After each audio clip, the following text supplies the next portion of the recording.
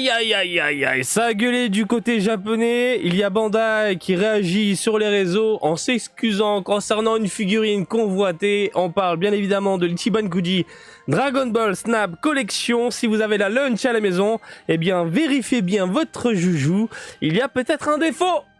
Oui. Ah, et ça gueule de toutes parts. On va en parler dans cette vidéo. On va enchaîner également sur les figurines qui arrivent en mars 2025 dans les Game Center japonais, puisque de nouvelles images ont été diffusées. On va tout simplement les regarder ensemble pour ne pas changer. Bref, on y va.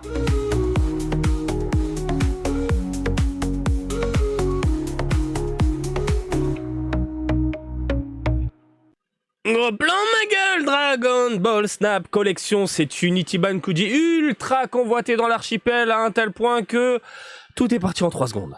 Tout est parti en 3 secondes. L'une des figurines les plus convoitées en dehors de la Last One qui, c'est Gohan hein, sur le dragon, il s'agit de Lunch. Et Lunch en ce moment est sous le feu des projecteurs parce qu'il y a un gros défaut au niveau de la moto. Vous allez voir, là on est sur le site officiel et Bandai a été obligé de faire un communiqué du coup pour en parler. Alors, est-ce que je peux basculer en français? Ça marche ou pas? Comme ça vous pouvez comprendre un petit peu. On a le sens, même si ça veut rien dire, on a le sens. Ah, c'est bon. Mise à jour du 2 octobre 2024, c'est très important. Il y a une erreur dans certaines formes de la figurine Dragon Ball Snap Collection, enfin Snap Ichiban Kuji Dragon Ball, du lot D concernant Lunch. Nous nous excusons sincèrement pour tout inconvénient causé. Pour les clients ayant acheté le produit concerné, nous l'échangerons contre un produit de forme correcte. Actuellement toujours en vente, s'il est acquis dans le futur, il pourra également être échangé. Donc là, c'est la question que je me pose. Généralement, quand on fait un échange avec Bandai, il faut avoir le ticket de caisse, parce qu'on parle d'Ichiban Kuji, et ensuite renvoyer le ticket de caisse avec la figurine, quand il y a vraiment un défaut de problème d'usine, machin, etc. Là, ils te disent, si tu as acheté la figurine plus tard, après la sortie du truc, après la sortie de la loterie, on te remplace quand même la figurine. Donc ça veut dire que si je vais chez un vendeur particulier, ou un book-off, etc., ou que je l'achète sur les différents sites, bref, je peux l'échanger ? T'as surveillé. Normalement, il faut le ticket de caisse disant que tu as participé à la loterie. Bref. En attendant, toi, consommateur qui a importé la figurine, tu as dans le cul par contre. Parce qu'il faut être résident au Japon, il faut avoir participé, etc., etc. Si tu as acheté la figurine en importation, du côté nord-américain ou japonais, ça arrive à la maison, tu as le défaut, tu l'as dans le cul. Voilà, tu es obligé de garder ta figurine. Après, j'ai envie de te dire, une figurine avec un défaut comme ça, c'est collector. Pour moi, c'est collector. Donc, sorti le 21 septembre, Ichiban Kuji, loadé, il y a une erreur dans la direction de la roue avant de la moto. Donc ça, c'est le défaut. Et ça, c'est la correction.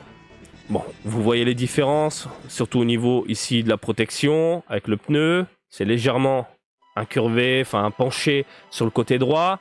Les aérations, là, sont en bas, alors qu'elles sont censées être un peu sur le devant. Et les Japonais l'ont remarqué.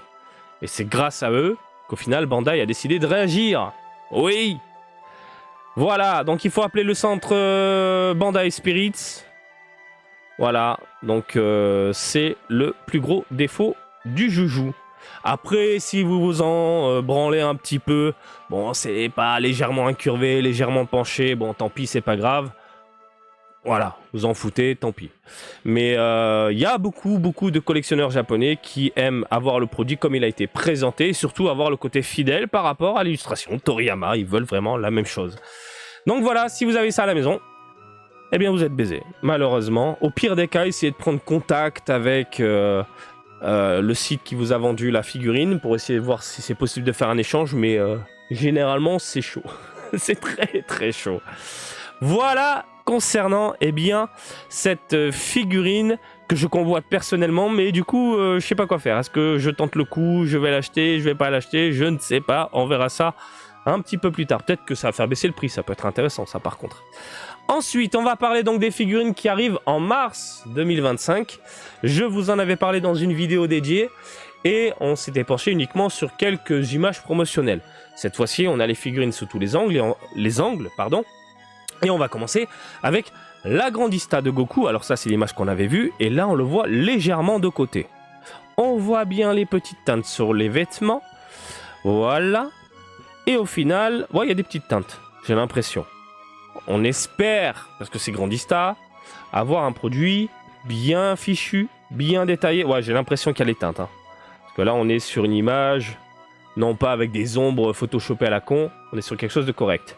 De profil, c'est vraiment le point, l'angle qui peut déranger certaines personnes en se disant peut-être que les yeux vont partir en couille, peut-être que le visage est mal foutu. Sculpter un Goku, c'est très compliqué. Franchement, c'est super compliqué. Pour l'avoir fait avec un professionnel, c'est super compliqué. Donc là, franchement, c'est pas mal. Tu le mets de côté, prêt à charger le caméa. Les doigts sont bien réalisés. Encore une fois, attention, c'est le prototype, donc on va surveiller le produit définitif. Mais là, on est sur un joli petit produit d'amour. Ah oui, c'est beau. Hop, de dos. Prêt à envoyer de la boulette. Moi, je dis clairement, ça fait zizir de voir de la Grandista avec un rendu comme ça. On continue avec la Gohan. Alors, cet effet ultra lumineux, c'est pour montrer au consommateur le principe de la gamme Clear Rise. C'est ce côté légèrement translucide. Vous le voyez, on voit à travers les vêtements, on voit les cuissasses, les roubignoles. Et il y a ce côté un brin lumineux qui apparaît un peu sur toute la figurine. Je déteste ça. Je déteste ça et c'est pour ça que je remercie les sculpteurs et ceux qui personnalisent les figurines du côté japonais parce que ça permet d'avoir de magnifiques produits se basant sur un moule qui déchire. Là, le Gohan, il déchire. Alors, on a ensuite le produit sans la lumière pour t'en mettre plein la gueule. On le voit vraiment sous tous les angles. Il est magnifique. Hein. Il est beau. Hein. Les cheveux bien raides comme ça, légèrement ondulés. Ça tue. La musculature, bon, on la connaît. Elle est très très belle, hein. Elle est très très belle. Alors les petits pieds, j'ai vu quelques remarques concernant les petits pieds. C'est basé sur du Tori, hein. C'est clairement basé sur du Toriyama. Bref, on est sur un beau produit qui me plaît beaucoup. Qui me plaît vraiment beaucoup à surveiller.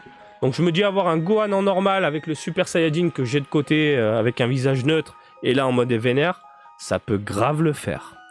Ensuite, ça, c'est vraiment les deux figurines que tout le monde convoite absolument.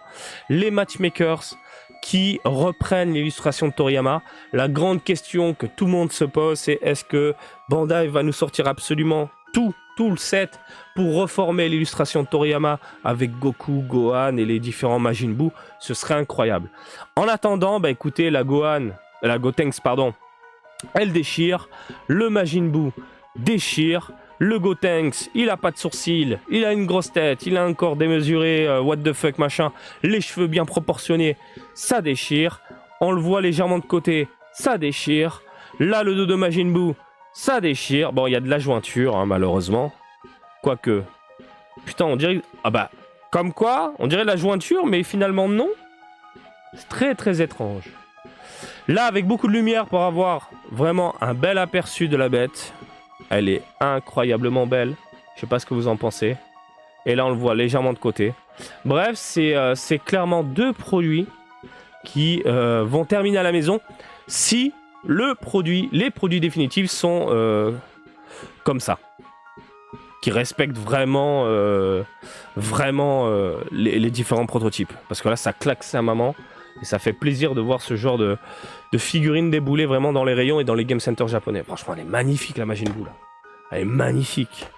Bref, je sais pas ce que vous en pensez. Mais globalement, là, le mois de mars, il y a de quoi nous régaler. Hein. La Grandista, je dis oui. La Gohan Vénère lumineux, je dis oui. Et pourtant, c'est rare hein, que les rails, je crache dessus. Et les Matchmakers, putain, c'est branlette. Je dis méga oui. Je dis méga oui. Je vous laisse tranquille. Je vous laisse réagir dans les commentaires pour ne pas changer. Et comme d'habitude, je vous invite à me suivre sur Twitter, Facebook, Twitch et TikTok. Marty Japan. Et je vous dis à très bientôt. Allez, salut, bisous, ciao, ciao!